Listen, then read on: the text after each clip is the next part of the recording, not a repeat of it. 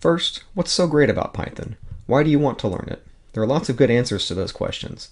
One is that Python is powerful. The Python language is expressive and productive. It comes with a great standard library, and it's the center of a huge universe of wonderful third-party libraries. With Python, you can build everything from simple scripts to complex applications. You can do it quickly, you can do it safely, and you can do it with fewer lines of code than you might think possible.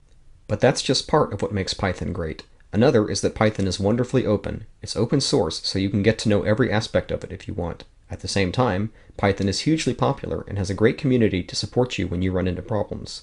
This combination of openness and large user base means that almost anyone, from casual programmers to professional software developers, can engage with the language at the level they need.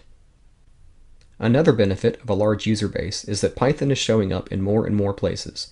You may be wanting to learn Python simply because it's the language of some technology you want to use, and this is not surprising.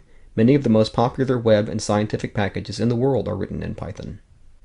But for many people, these reasons take backseat to something more important. Python is fun.